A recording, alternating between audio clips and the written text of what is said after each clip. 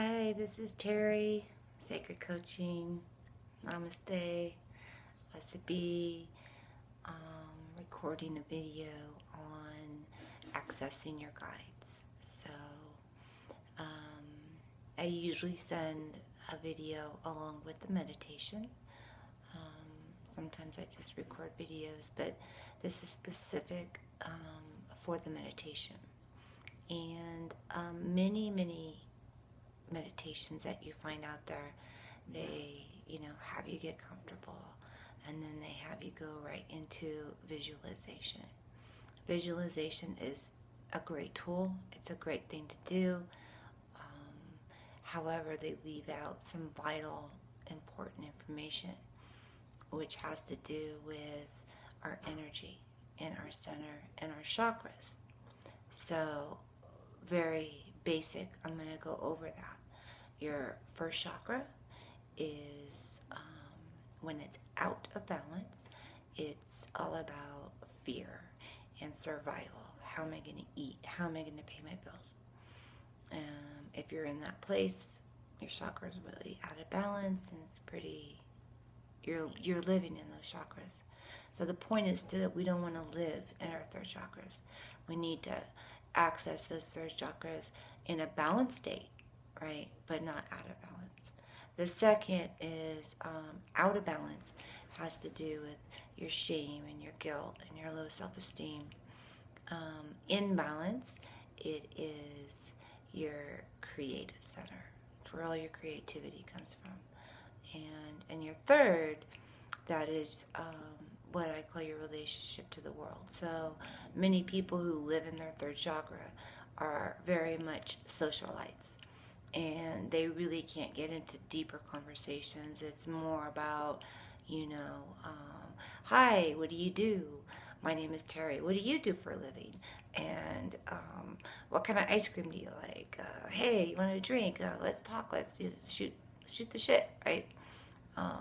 And they're very, very superficial, and they don't know how to get into an intimate relationship with people. When it's in balance, that's your energy, your passion. That's the energy center. That's where, you get your power. It's your power center. Your heart, when it's out of balance, is usually like way out here, right? And that's when you just love. And it's great to love. Love is what it's all about. But we can have a tendency to give too much. And we give too much, and we end up empty. And our heart is a very, very, very vital muscle. And we don't want to pull that muscle. Mother Teresa, yes, she was old, but she did die from a heart attack because she lived completely in her heart chakra. So in balance, that's where you can get one-on-one with somebody. That's where you relate to them one-on-one. Your heart, your compassion, your love, your generosity, and you heal it and you help others. And most empaths are in their heart chakras. And when your throat is out of balance, it usually constricts, and that is people who clear their throat constantly. They have a hard time swallowing. That's people who have a hard time speaking their truth, speaking up for what's right and for who they are. And this is who I am, and this is my truth.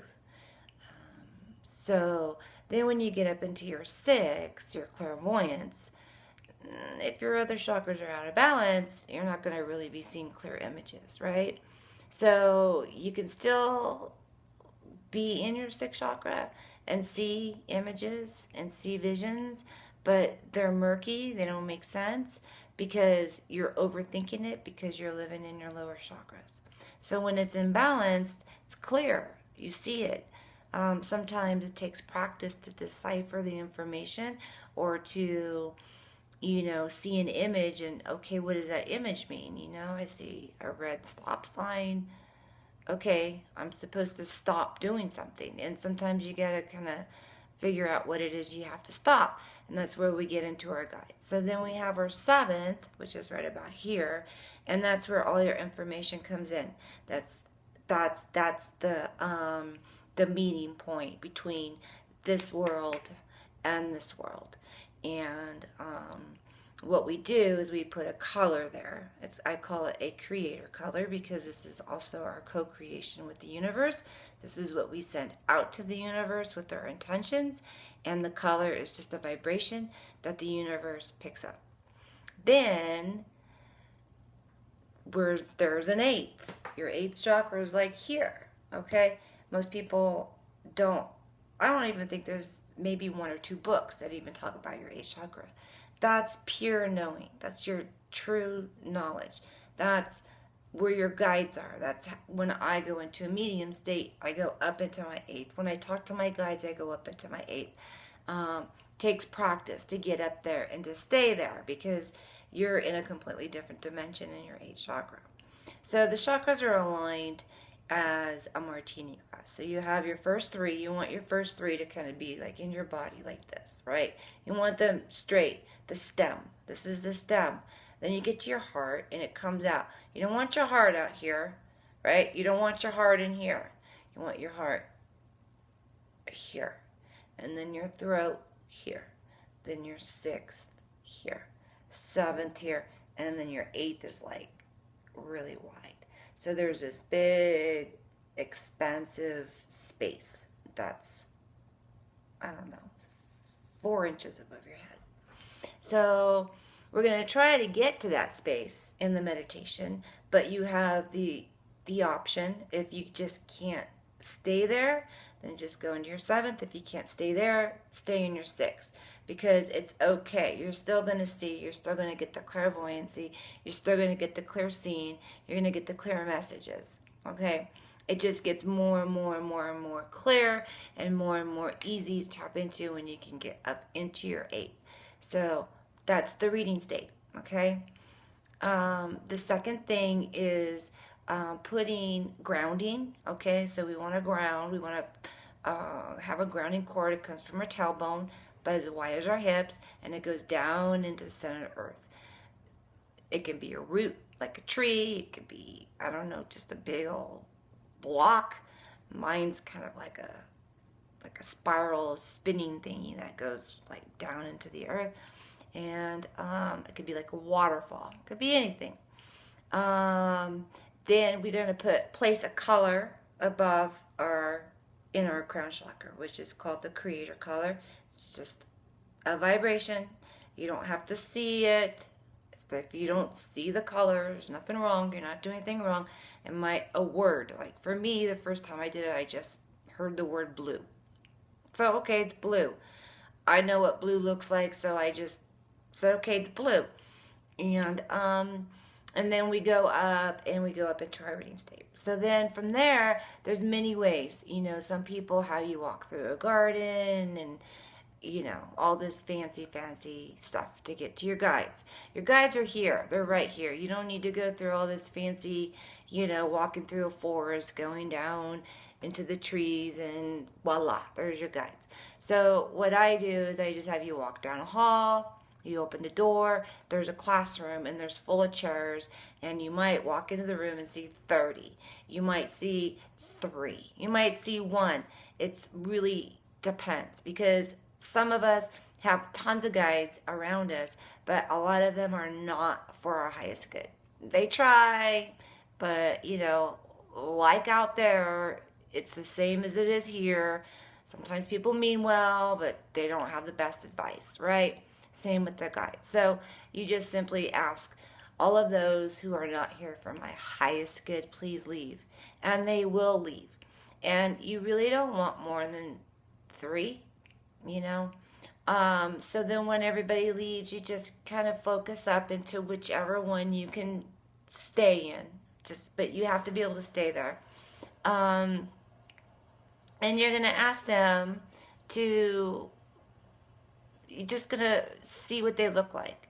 What are they wearing? What do they look like? Is it an energy? Is it a light? Is it an actual human form? Names. What's your name? Because some people really, some guys really do present themselves like, my name is Lisa, and she's a tomboy, and she has a baseball cap. And you might go, that can't be. So I'm going to make up my own, right? And then you're starting to think, overthinking. It is what it is. They present themselves the way they present themselves to you, so you can relate to them. And so the first images you see, the first names you get, if you even get a name. It may take a while before you get a name. It may take a while before you get an image. It's okay. You know they're there. You can see the energy, even if you just sense that there's energy sitting there. And you ask them questions. And you start to hear answers. And eventually, sometimes you sense the answer, sometimes you think the answer, sometimes you hear the answer. And then when you come out of the meditation, you just want to write everything down. So there's, and then I'm going to clear some energy in the meditation too. So just, it'll be a little different because we got to clear some stuff out. Another way for your guides is to go into the reading state. So you could still use that basic process of, okay, go into reading state, get up into your 6th, 7th, or 8th chakra, and come back to the room, stay in, open your eyes, stay in that state, right? And write a question. Whatever question, what do I need to do to be successful in my business? And then you close your eyes, you go back up into the reading state, and then you write. And a lot of times you'll find that the written answer is a different handwriting. So this is a lot like automatic writing, but this is for specific answers.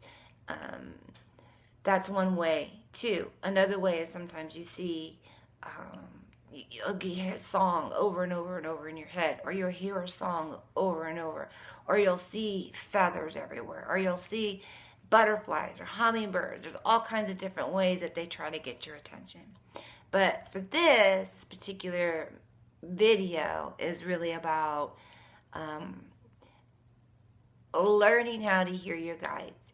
And by practicing this meditation as often as you can and getting into the habit, and just after a while, it takes you 3 minutes to get into a reading state, and it takes you another few minutes to sit up there, and you ask some questions, and you ask this person to come forward, and eventually after a month or so, it's a clear conversation with your guides.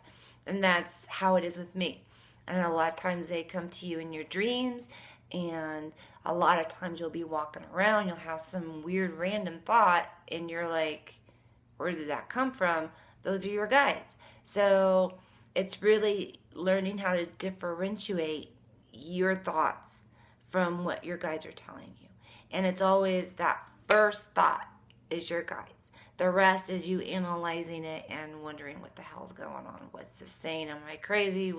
This doesn't mean anything. So that's the meditation. So I wanted to give you that little piece of information. And even if you don't get the meditation with this particular video, it's still in enough information. It teaches you about how to do your guides, and you can make your own meditation up by just simply following that process. Okay? Putting a color around you, the color you see above your head, go into a reading state, sit up in one of your 3 upper chakras and see who comes to you, and make sure you write everything down. Namaste, blessed be, and I know you can do this, right? You're here, you're seeking, you're looking, and that's what they want, and they're trying to get your attention. So trust what you see, and trust what you hear, and trust what you feel. Have a nice day.